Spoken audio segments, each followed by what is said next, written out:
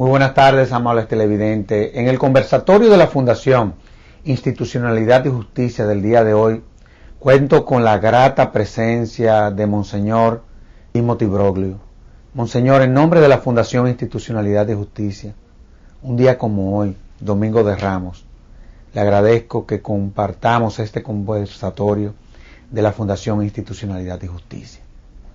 Y quiero comenzar hablando, ¿qué relación hay entre el Estado, la política y la religión? Vemos, por ejemplo, que en el Corán, digámoslo así, es constitución política, pero también es la Biblia de muchas naciones. Decía Mahatma Gandhi que el político que no entendiera la relación entre la política y la religión no conocía la religión. Y vemos también que usted es nuncio apostólico de su santidad, es decir, usted representa el Estado del Vaticano, que siendo el Estado más pequeño del mundo, es el Estado que más fuerza tiene de la humanidad. ¿De qué es de lo que se trata todo esto, Monseñor? Bueno, yo creo que obviamente hay que hacer ciertas distinciones.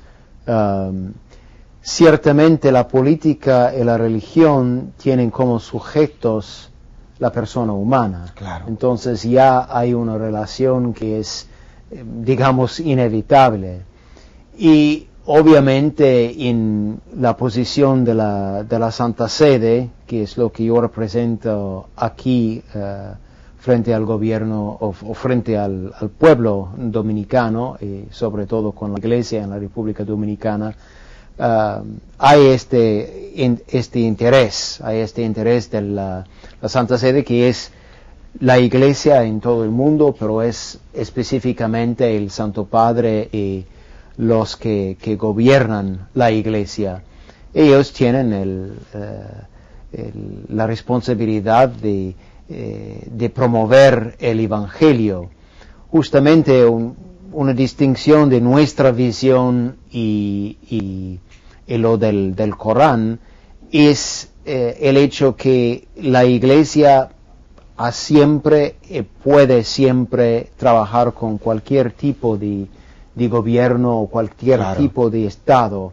Y el Corán más bien tiene una visión de un Estado que es ya teocrático, que ya está gobernado por la religión.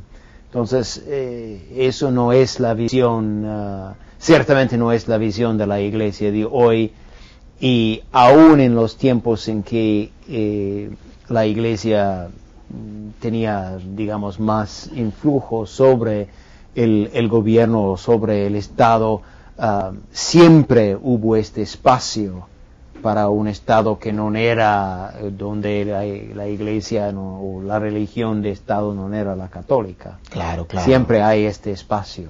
Claro. Ahora, así como, digamos, en la Biblia hay una serie de principios, también en la política también los hay.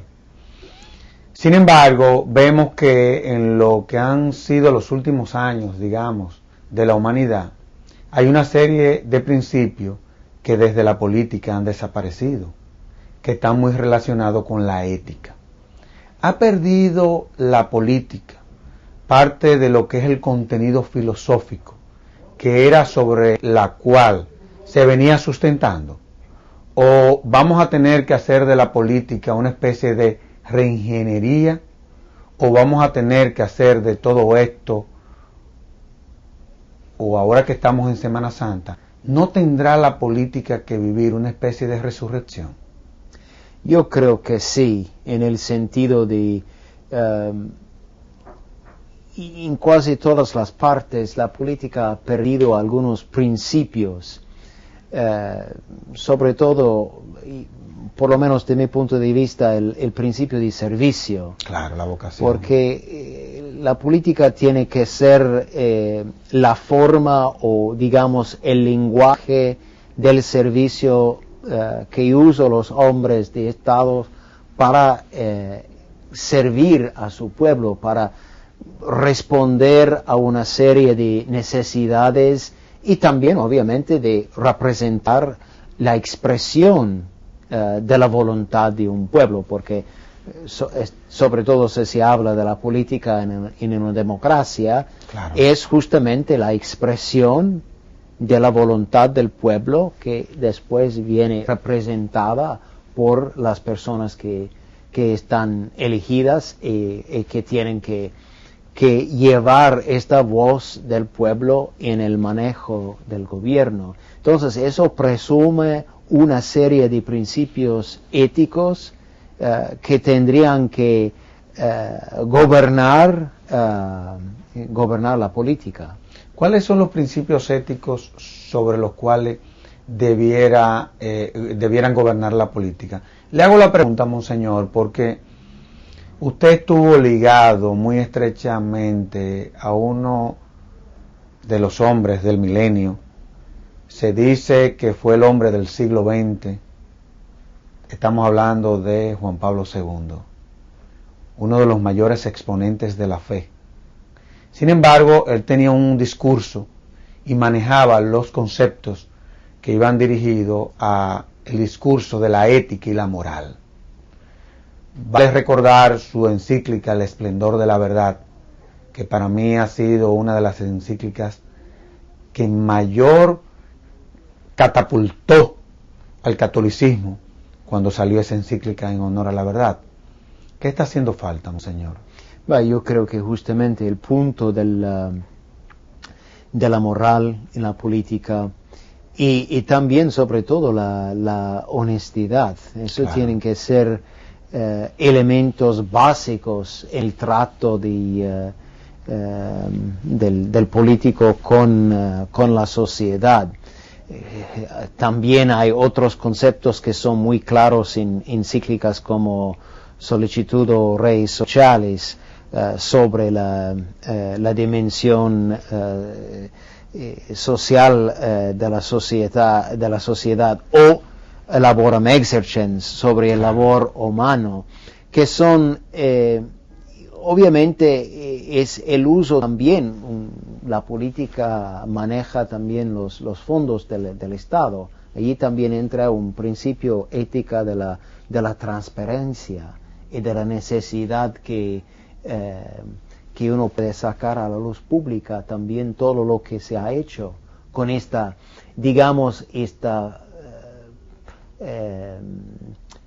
confianza que claro, pone el ciudadano en los hombres que van a gobernar un país o una realidad. En la década del 80, los países del este, es decir, los países socialistas, vivieron lo que Gorbachev denominó la perestroika. Y en aquella ocasión, los países del cual nosotros somos parte, en esa ocasión hasta nos reíamos de lo que estaban pasando esos países. ¿No tendremos nosotros que vivir lo que vivió ese sistema político? ¿No tendrá el capitalismo que vivir también su perestroika?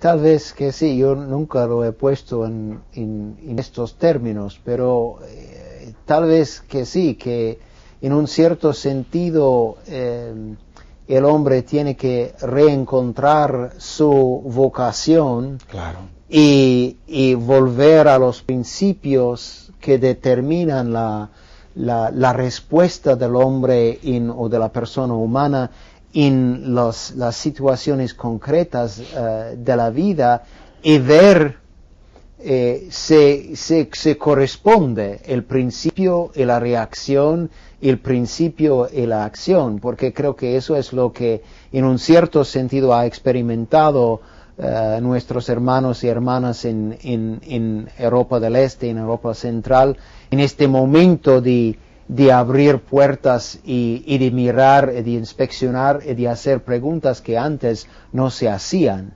Y tal vez eso también en nuestra sociedad occidental, que justamente en un cierto sentido es muy orgullosa de su tradición democrática, tiene que ver si hay un espacio entre el dicho y el hecho, claro, o se corresponde perfectamente. claro, ser coherente con lo que se predica y con lo que se practica. Ahora, Benedicto XVI preparó un trabajo monumental que se llama La Poda.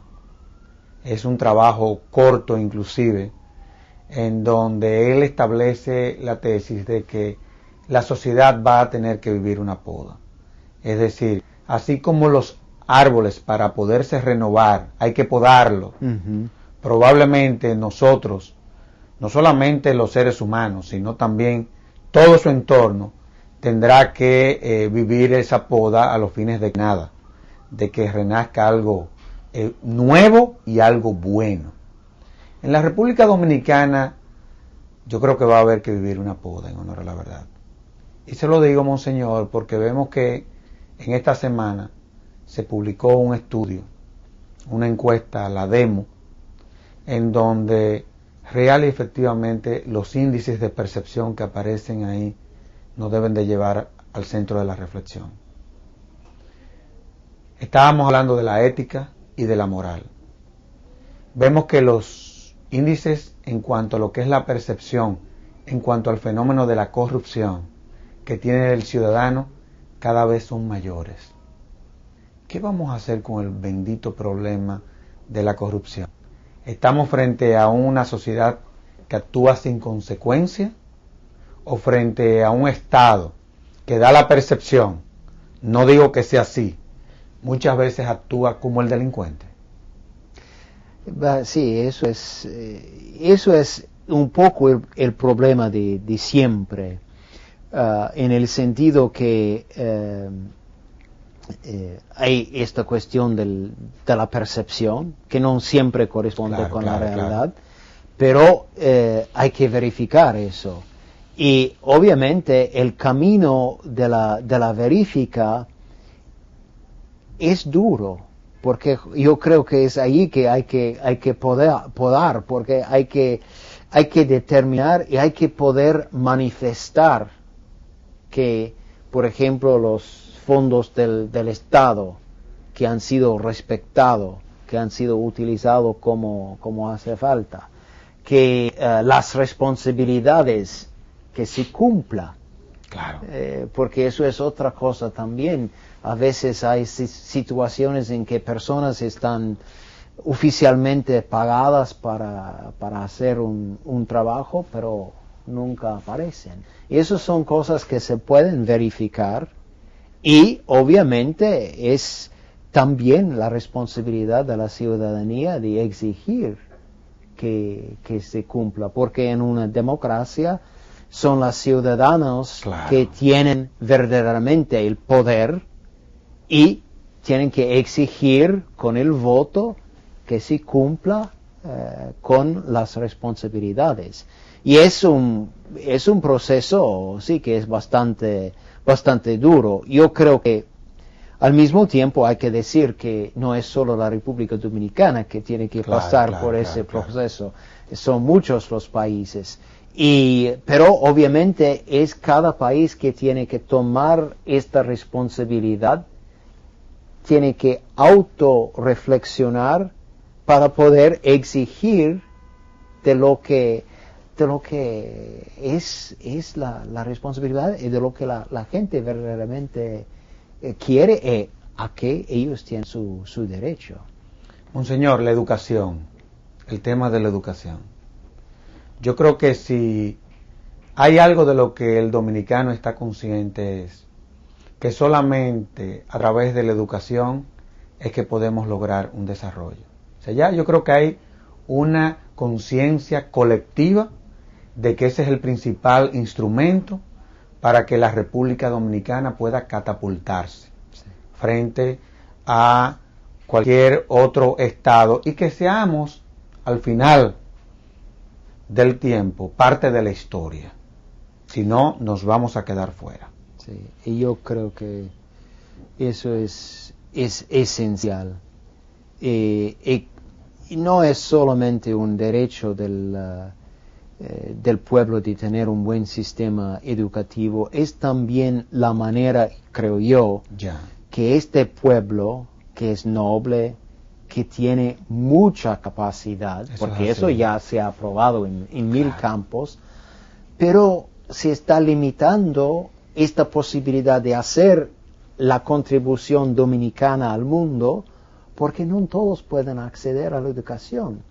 Entonces, tal vez con esta selección que no es siempre a base de mérito o de capacidad, está quitando no solo de la República, sino también del mundo, jóvenes que tienen posibilidad, que tienen una contribución de hacer, que tienen talentos, pondría de mi perspectiva religiosa, tienen talentos que son dones de Dios. Claro, definitivamente. Que no tienen la posibilidad de manifestar, de utilizar, de hacer su contributo, de su contribución. Y eso es de una importancia fundamental, porque la mañana se construye con los jóvenes que están preparándose hoy. Claro, no, y definitivamente hay una frase, a mí no me gusta esa frase de que los jóvenes son el futuro, es decir, como que tenemos que ponernos viejos para real y efectivamente cumplir lo que debe de ser nuestra verdadera misión. Sin embargo, cuando lo oigo hablar sobre el tema de la educación, estamos en un país el cual yo soy muy optimista, créame que es así, quizás por mi formación religiosa, porque uno a fin de cuentas es un hombre de fe, sobre todo de esa fe que es capaz de elevar a uno muchas veces a la mayor de las grandezas, como decía Juan Pablo II. Sin embargo, en la República Dominicana, la escuela ha dejado de ser el fundamento del educador. Y hay un problema en cuanto a lo que es la calidad de lo que nuestros maestros enseñan. Tenemos un problema muy serio en ese sentido. Pero también vemos que nuestros muchachos no han aprendido a aprender. Vemos que tienen en sus manos una serie de herramientas, como por ejemplo el Internet. Y ellos se limitan más que a buscar información que pueda contribuir a lo que pudiese ser su formación general, su visión sobre tema específico.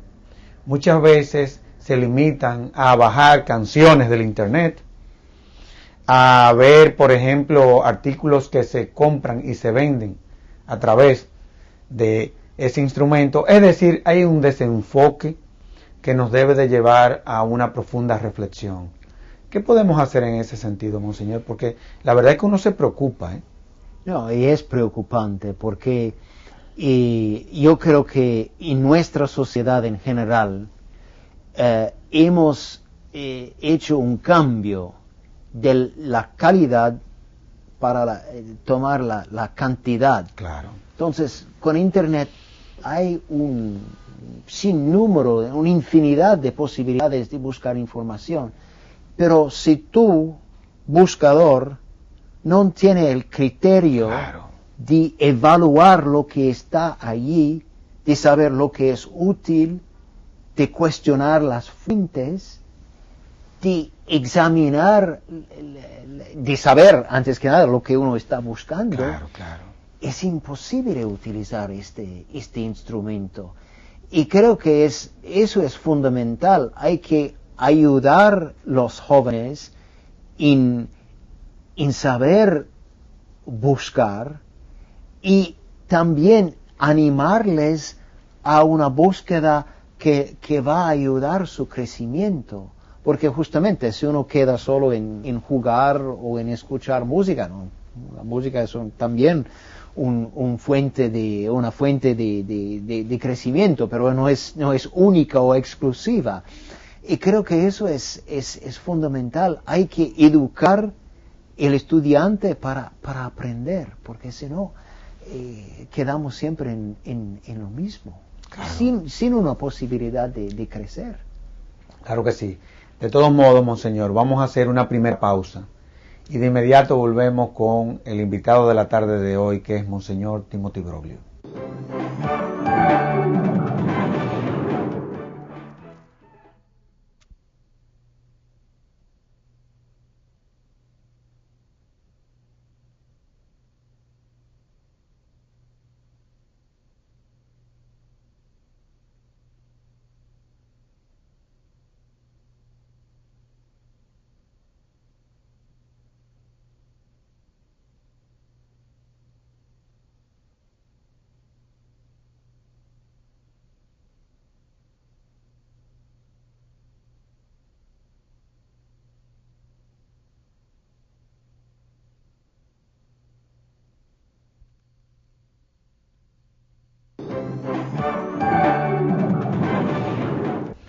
Monseñor, una de las grandes riquezas de la religión católica es la doctrina social de la Iglesia. Sin embargo, hemos visto cómo desde las iglesias no ha habido un movimiento, ni ha habido una permanencia, ni una persistencia en cuanto a lo que es la difusión, implementación, es decir, la parte cultural de esta doctrina. Y quienes nos hemos inmerso en el contenido de la doctrina social, muchas veces sentimos como que hay una separación de lo que la propia doctrina está presentando con lo que es la realidad de una sociedad. ¿Qué está pasando con la doctrina social de la Iglesia que no termina de arrancar? Creo que hay varias dificultades.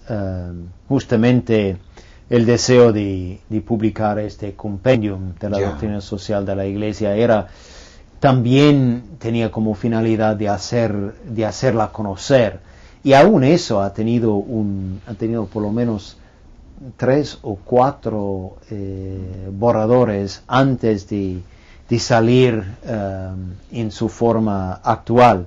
De hecho, de paso, felicito a la Conferencia Episcopal Dominicana que ha hecho una edición de este compendium, que es el más barato que hay en circulación. De hecho, se ha usado la edición de la República Dominicana también en Puerto Rico, porque están de hacerlo siempre más accesible a la gente. Pero de nuevo volvemos a la situación, a la distinción entre lo que se dice y lo que se hace. Pero también la doctrina social de la Iglesia, porque es una parte del mensaje del Evangelio, crea la posibilidad que entramos en una situación de la persona humana moderna, contemporánea, que quiere elegir un poco de aquí y un poco de allá. Entonces, cuando le gusta el mensaje, es lo que se pone de relieve. Cuando no le guste, trata de clasificar esta doctrina o este mensaje de otra forma.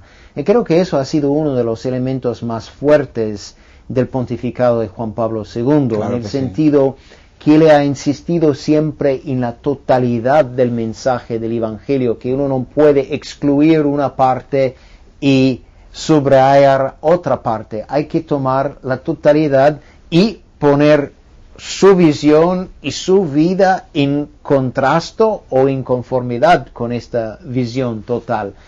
Pero eso es siempre el problema, porque la debilidad humana es siempre de buscar el camino más fácil o el camino que aparece más agradable. Y en cambio, hay que decirlo, el Evangelio es exigente. Muy exigente. Es duro, ¿eh? Es duro ser coherente en honor a la verdad. Muy, muy duro. Sobre todo porque vivimos permanentemente crucificando a Jesucristo con lo que son nuestros comportamientos y nuestras acciones, en honor a la verdad. Es duro esto. Le haría falta a la clase política eso, ser coherente también. Le está haciendo mucha falta eso. Sin embargo, usted volvió a Juan Pablo II. ¿No está faltando la fe para difundir esta doctrina? Juan Pablo II decía que la fe, a pesar de que entra por el oído, entra por el corazón. Y yo recuerdo que también decía que la esperanza, no hay nada en este mundo que no se haya hecho en nombre de ella. Ha perdido la esperanza la propia Iglesia Católica en lo que es su doctrina, porque la verdad es que debe de llevarnos al centro de la reflexión todo esto, Monseñor. No, eso es verdad. Yo creo que no hemos perdido la esperanza, pero a veces frente a la enormidad de la tarea, a veces uno pierde un poco de fuerza o de entusiasmo, y eso sí crea crea dificultades en anunciar el Evangelio. Es cierto que justamente en buscando de llevar este mensaje, eso es lo que ha movido el Papa a hacer 102 viajes fuera de Italia. Porque increíble, sí, verdaderamente increíble. Ha sido un esfuerzo completo justamente para promover el Evangelio. En el siglo pasado hubieron papas sumamente emblemáticos. Evidentemente el más emblemático fue él, esa es la realidad. Sí. Y los números están ahí. Sin embargo, uno no sabe qué fue más trascendente en Juan Pablo II, si lo que fue su vida o si lo que significó su muerte. Sí, eso es otra. Yo creo que nadie podía imaginar la reacción que iba a provocar esta muerte. Yo mismo estuve en Roma al momento de que falleció el Papa y me sorprendió, habiendo vivido 19 años de mi vida en Roma, volviendo una noche, la noche anterior de su muerte, y a un espacio que es grande como la Plaza San Pedro. Y la única cosa que se podía escuchar con más de 100 personas que estaban allí en la plaza y alrededor era oración. Pensamos en un estadio lleno de personas. Es increíble que no se escuchaba conversación, nada, se escuchaba oración y silencio. Y era casi como si todo el mundo fuera en sintonía con estos últimos momentos de la vida terrenal de Juan Pablo II. Y después, obviamente, la reacción que provocó las personas que han venido para los funerales. Eso claro. También ha sido una cosa extraordinaria. Usted ha hablado de dos cosas. Ha hablado del ciudadano y ha hablado del Estado como tal. Sin embargo, muchas veces vemos que nuestro ciudadano deja de ser ciudadano y termina siendo habitante, no quiere participar en los asuntos públicos, y esto de una u otra forma se han perdido muchas cosas porque la falta de actitud por parte de personas muy competentes le ha abierto la puerta a la mediocridad. Esa es la verdad, por un lado. Pero usted ha hablado del Estado. Pero el Estado requiere de una serie de instituciones sobre las cuales el Estado como tal se sustenta. En la República Dominicana, en lo que usted lleva aquí, ¿ha avanzado más el ciudadano que sus instituciones?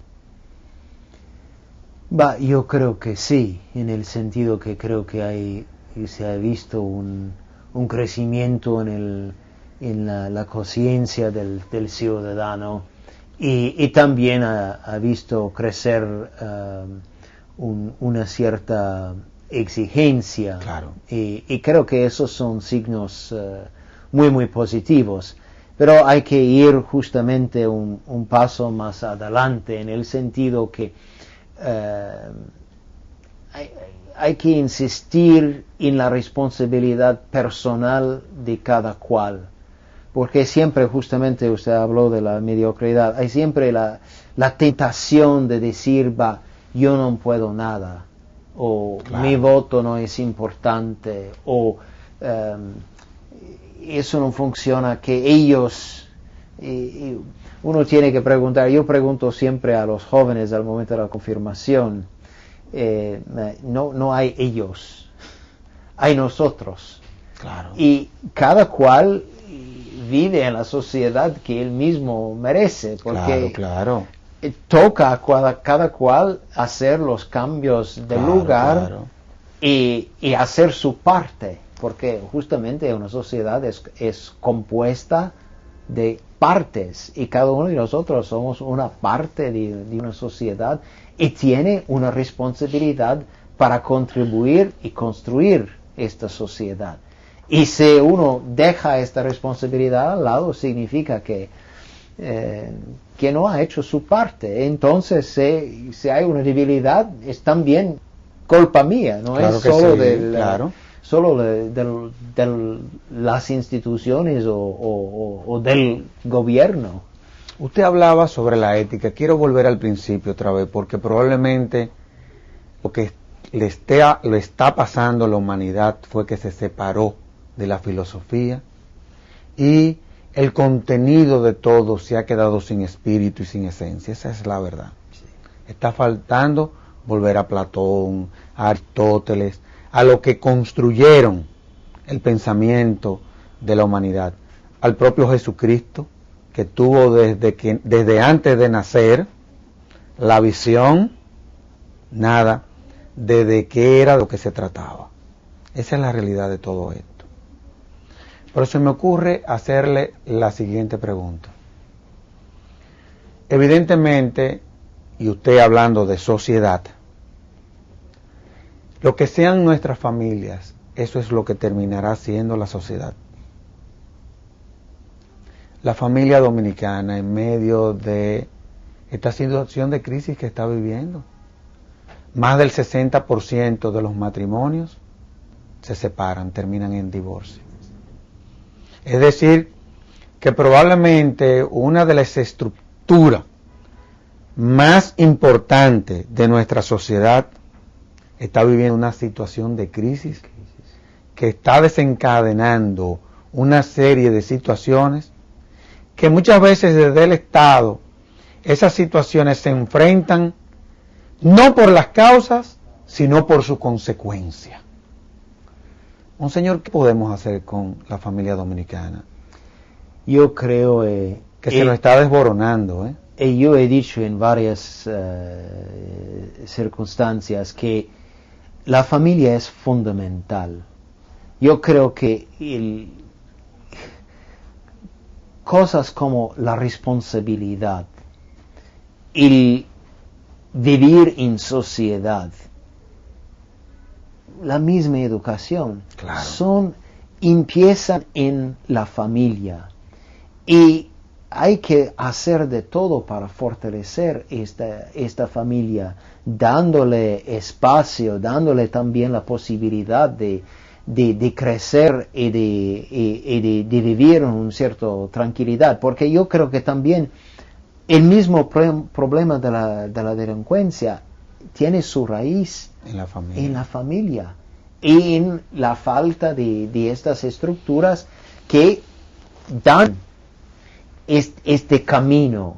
Yo sé también en mi vida que hay ciertas cosas que he aprendido en casa y claro, determinan cómo yo me actúa claro, en el mundo. Y creo que eso es esencial.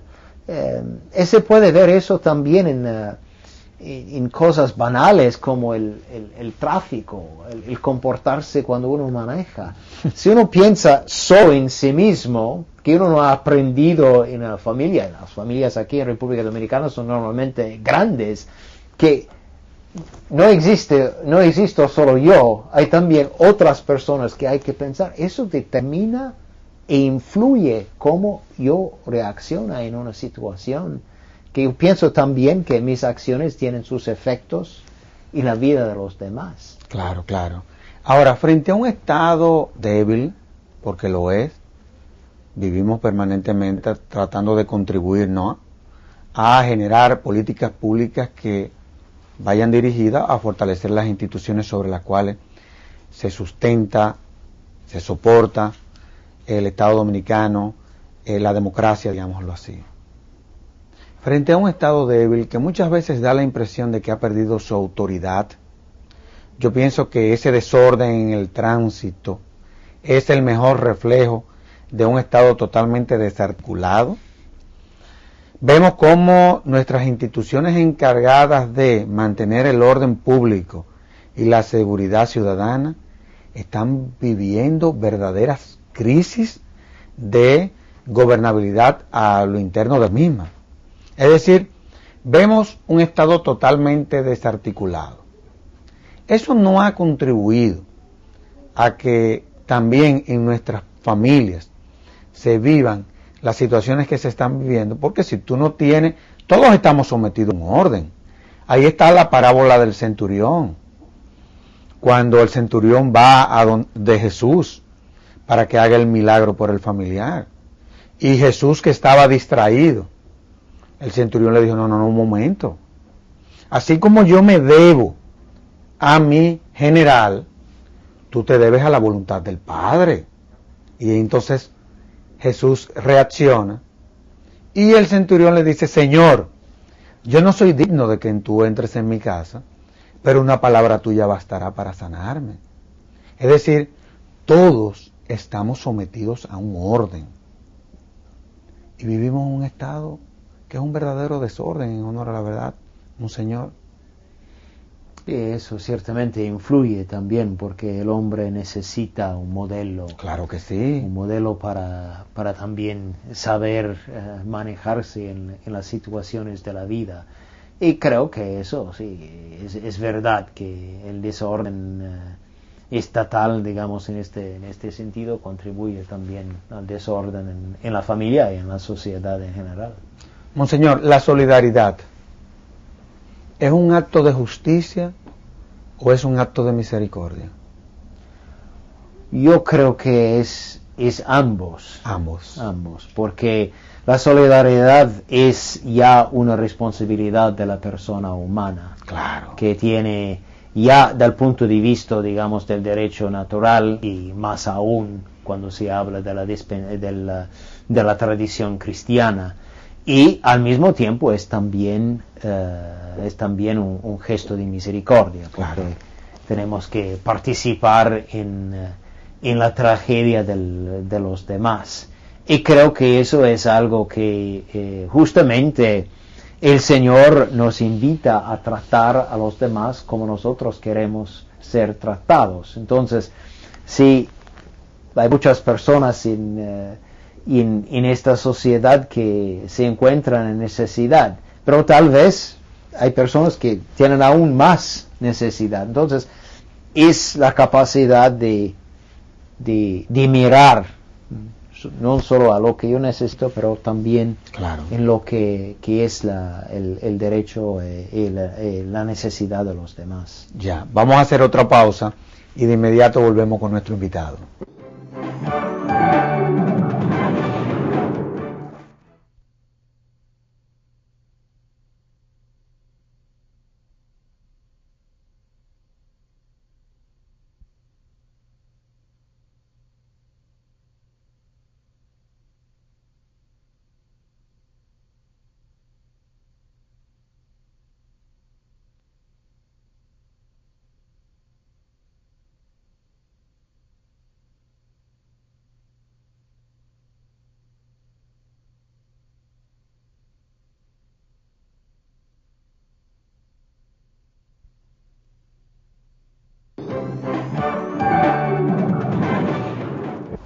Monseñor, hablemos sobre el concordato.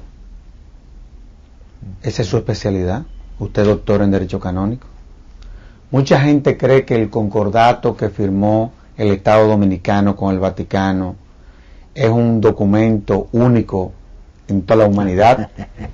Sabemos que el concordato ha firmado múltiples, el Vaticano, ha firmado múltiples concordatos con Estados como el español. En Alemania existen múltiples concordatos, en toda Europa, en América Latina, en fin.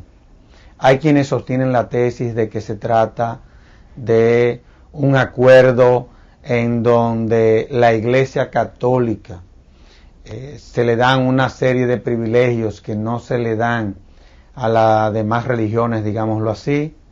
Muchas veces quienes sostienen esa tesis se les olvida que la religión católica también es Estado. En fin, ¿de qué es de lo que se trata? Bueno, el concordato es básicamente un acuerdo entre una nación y la Santa Sede para regular ciertos temas de mutuo interés. Claro.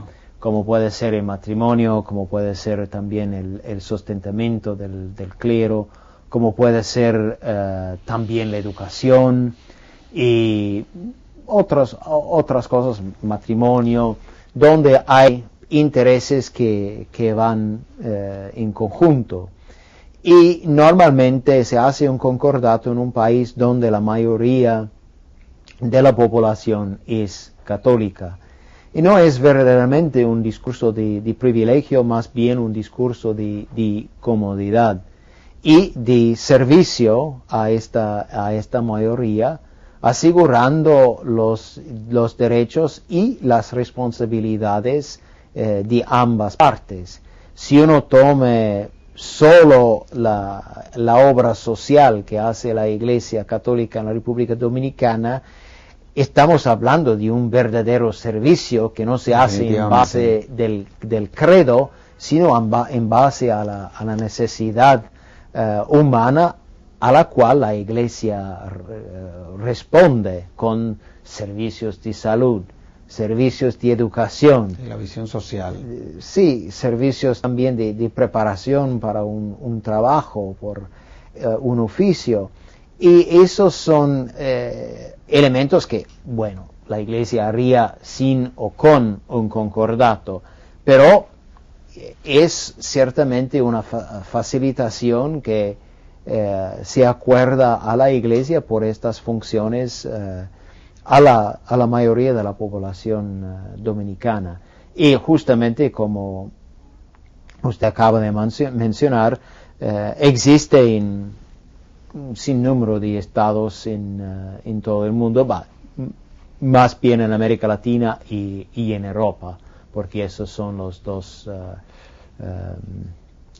las dos regiones donde hay una población católica más fuerte. Claro que sí.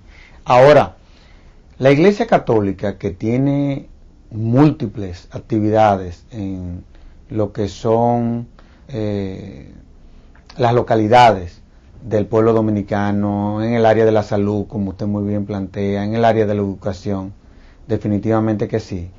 Sin embargo, muchas veces vemos que en cuanto a lo que es su misión o su principal misión, que es el de difundir la fe, muchas veces vemos que no, yo como laico y como católico, sí, muchas veces me quejo de la propia Iglesia por la falta de visión que hay en muchas de nuestras diócesis inclusive. O sea, muchas veces da la impresión de que aquellos 12 apóstoles tenían probablemente más fuerza que millones de católicos en la República Dominicana. Y muchas veces también vemos a cómo nuestros párrocos se desalientan, muchas veces vemos cómo no saben transmitir esa magia, digámoslo así, que es lo que nos puede catapultar, ¿no? Yo creo que la Iglesia va a tener que vivir su perestroika también, Monseñor, en honor a la verdad. Yo creo que siempre se puede hacer mejor lo que uno hace. Y obviamente nosotros decimos en el lenguaje clásico que la gracia construye sobre la naturaleza. Entonces hay que ayudar la naturaleza para recibir esta gracia y poder realizar y cumplir con el deber que hay. Es cierto que en el ideal la Iglesia tiene que hacer sus obras también no en la luz del centro de las actividades, sino más bien en ayudando en viviendo este mensaje, porque la dimensión de evangelización normalmente es a través del testimonio. Entonces, se espera que este testimonio no se hace con la tromba, sino más bien con la vivencia silenciosa de este mensaje evangélico.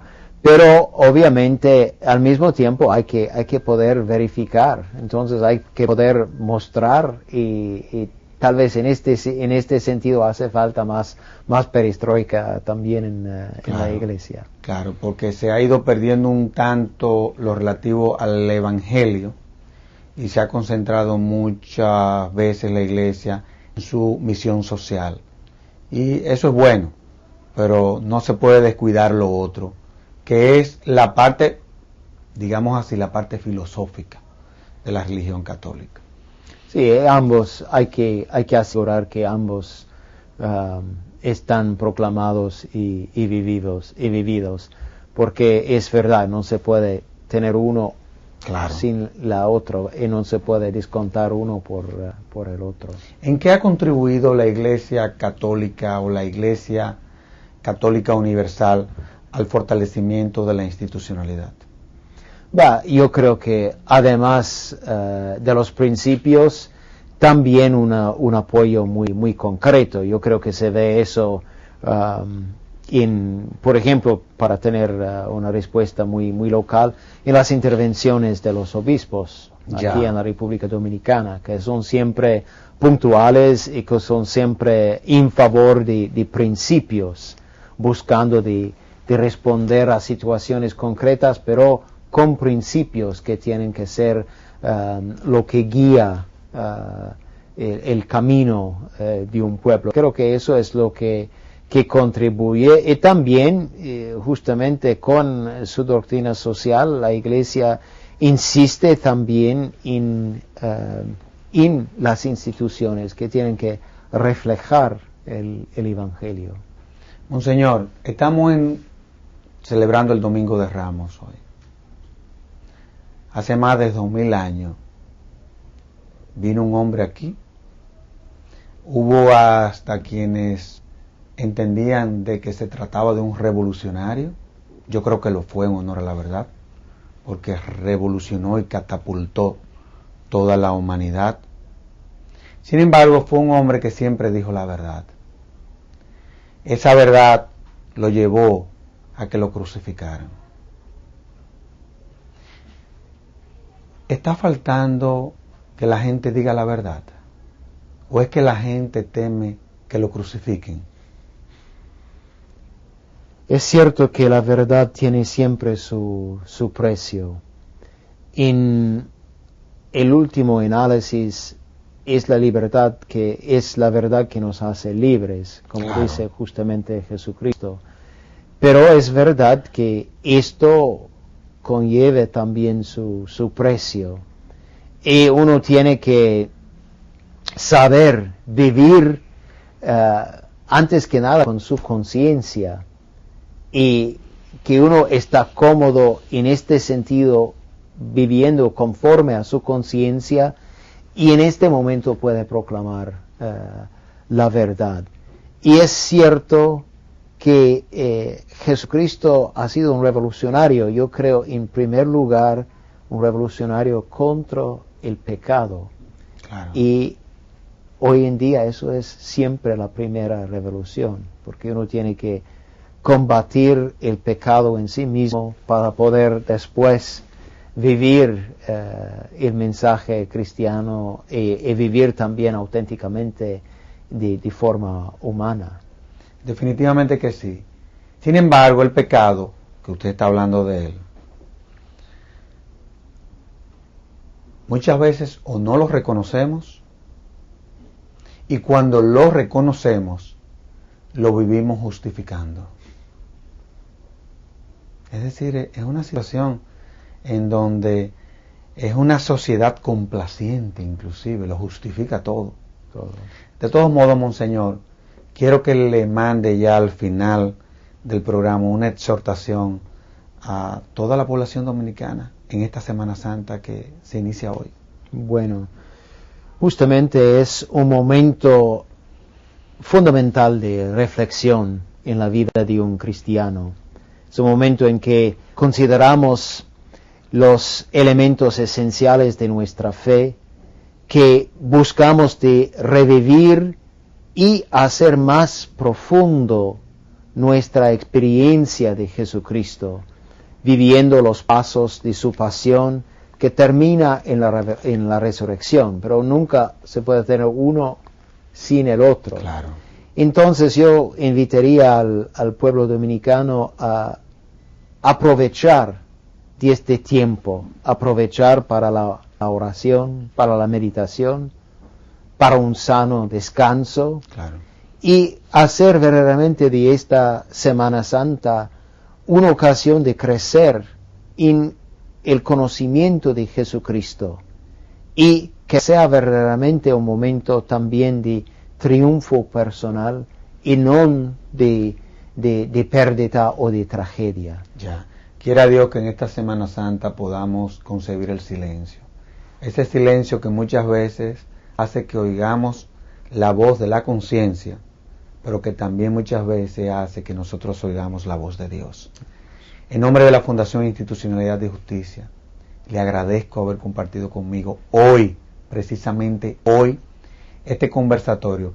Créanme que es uno de los programas más fecundo y más profundo que me ha tocado hacer desde esta Fundación Institucionalidad y Justicia. Así que se lo agradezco. Gracias por la oportunidad de estar con ustedes en este día. Gracias a usted. Y a ustedes, amables televidentes, les decimos hasta el próximo domingo, en donde estaremos en un nuevo conversatorio de la Fundación Institucionalidad y Justicia. Hasta entonces.